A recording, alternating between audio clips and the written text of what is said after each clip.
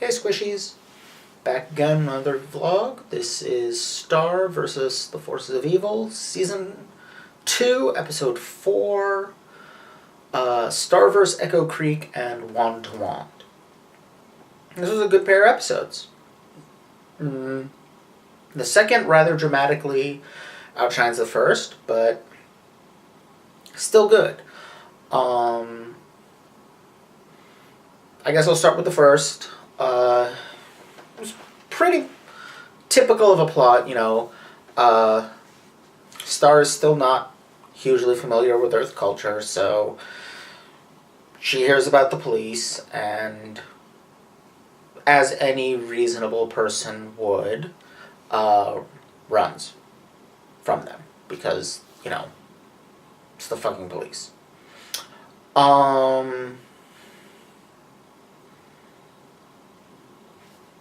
I don't know. I feel like...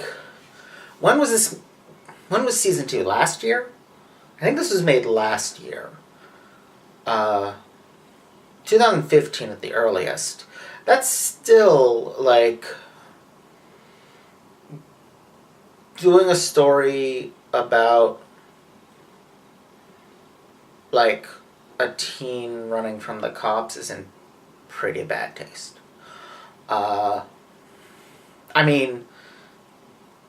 It's not like cops ever weren't murderous racist thugs, but by 2015, there's no longer the excuse of the news doesn't cover it, because that's around when the news started actually covering it. So there's no longer that excuse to pretend that you don't know about it. So... On the one hand, the cops are not your friend. Good thing to be teaching kids. On the other, by the end, the cops are harmless and friendly, which, no.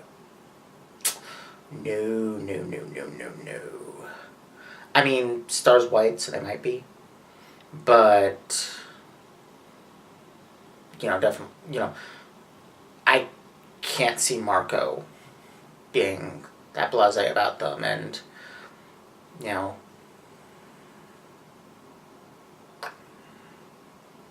whatever. I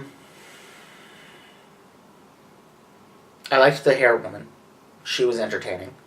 I did like the gag with the tin can, where she... At first, it's suggesting that she's, got some mental issues and thinks she's calling the police when she talks into a tin can, but then later we see the police officer with the other end of that tin can, so apparently not. Still doesn't explain why she was holding it to her ear while talking. You actually have to talk into the can for those things to work. But... okay, whatever.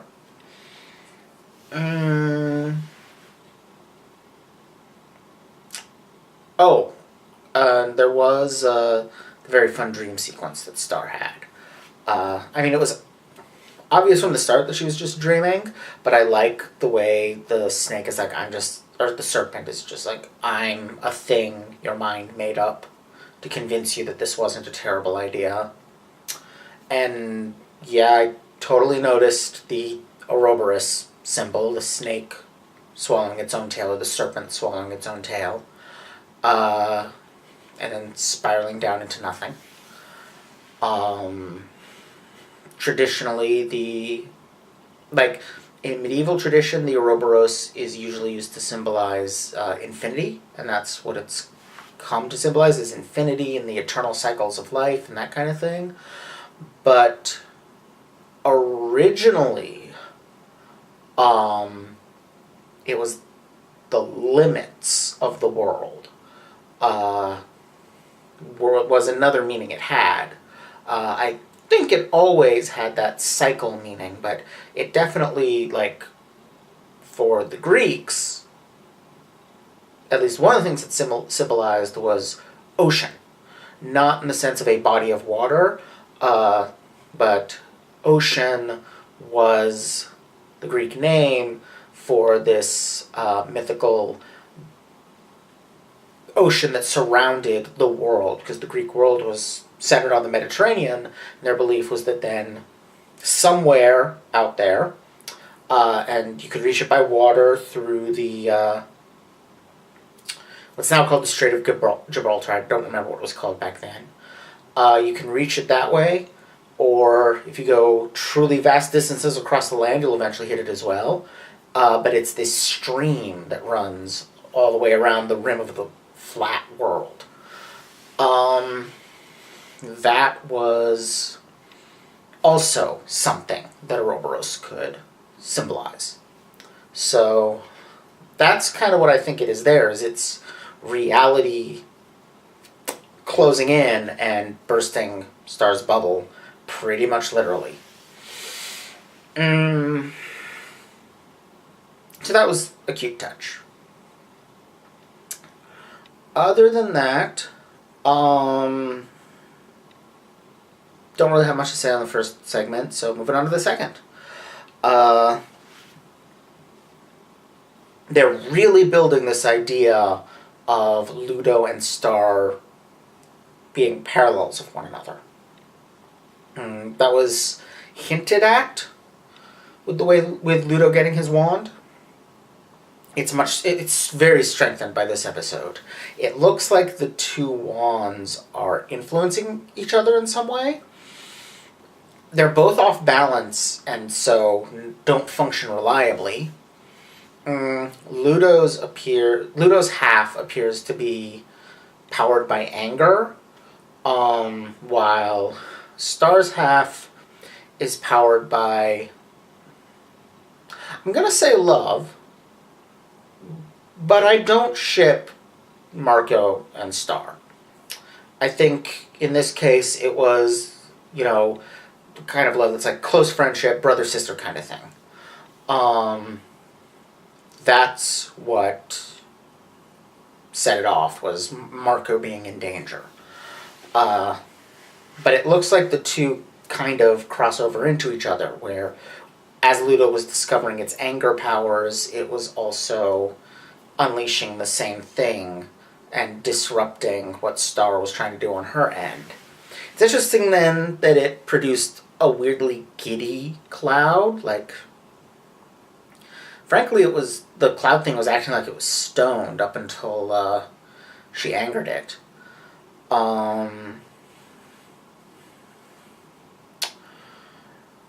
Although that might be, like, I still am not 100% clear on how Glossaric is related to the wand, or to magic in general.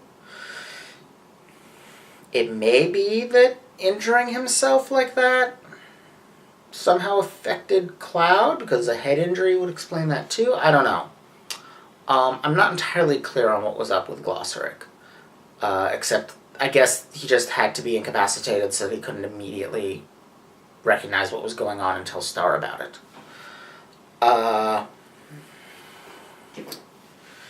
Although again, him being, his headache, the glittery stuff spread out next to him, kind of suggests that it wasn't an accident so much as partying too hard. So again, that like stoned, hungover, etc., like that general complex of things seems to be what was being hinted at going on here. And that's again a parallel to Ludo, because there's that mouse bar he keeps going back to. Or, actually they're a bit big for mice. Rat bar, whatever. I'm really enjoying the dynamic between Ludo and quote-unquote the girls. The eagle and the spider. That's just a really entertaining dynamic, because on the one hand, it's somewhat similar of how he would try to bully and push around his underlings in the first season, but on the other, like, they can bite back. literally. And so it's a somewhat more equal dynamic, but in the end they do still end up working for him. I still love the whole, like, Khal Drogo look he has going on with the three-pronged beard. And he's still wearing that potato sack. Or potato chip sack. Still not entirely certain what world he's... Oh no, we established he's on Muni. At the end of his previous appearance. Which is still some of the best stuff this show has done. Just, very little dialogue. Kind of experimental.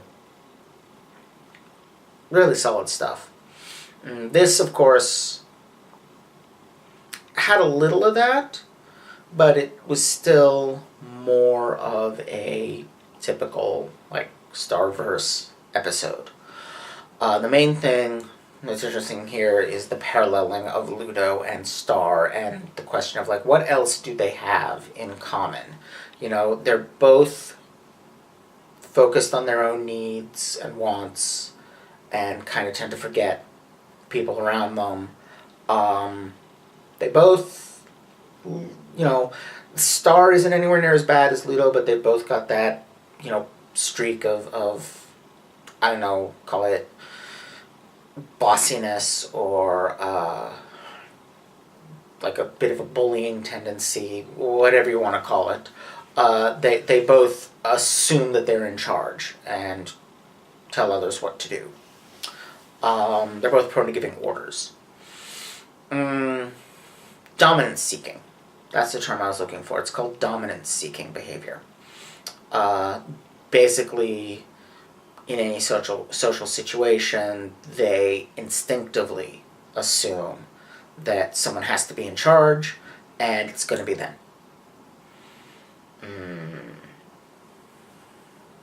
Their idea of cooperation is them telling the other person what needs to be done. For obvious reasons, it's a very common trait in leaders. It's also a very common trait in truly awful people.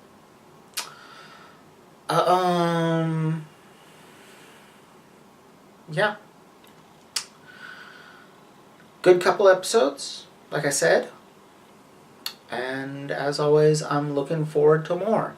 Now, things are a little complicated right now because I am doing more commissions than ever, which is awesome. But at the same time, that means more weekends going to that, and I do want to cover new DuckTales as it comes out. Right now, I'm thinking I will do something similar to what I did with Steven Universe, where I will allow DuckTales episodes to kind of pile up until I feel like there's enough of them to get some decent talking, and then I'll do that. So as of this recording, I've seen the first 4 episodes. I've vlogged about the first 3 because the 4th only came out today. And it didn't really give me enough to work with, so I'm going to wait a little bit. Yeah. So basically, Star will continue, but a little bit slower, because there will be commissions and DuckTales stuff thrown in there. And if and when Steven Universe ever comes back, that takes priority over everything else, because I freaking love that show. Okay, it doesn't take priority over commissions, obviously. But everything else, like every other ongoing show that I'm watching on my own choice, Steven Universe takes priority because it's the best goddamn thing on television. I mean, I don't vlog about it. I do watch stuff other than cartoons. I do watch TV shows for adults. Steven Universe is still the best thing on television. There's other stuff that's really good, The Good Place just came back, and that show is great. But nothing that quite touches Steven Universe. Anyway, enough about that. That's, as I said, the plan going forward. As much Star as I can fit in, but also the occasional DuckTales thing and commissions whenever I've got commissions to do. So, probably gonna be 2-ish episodes a month going forward. Maybe 3 at times. But yeah, that's the plan. Hope y'all enjoyed that. If you did, feel free to like, comment, subscribe. If you want some more videos right away, you can hop over to my Patreon and see them there. Got other goodies there, blog posts, ability to commission videos. Feel free to check it out. Bye.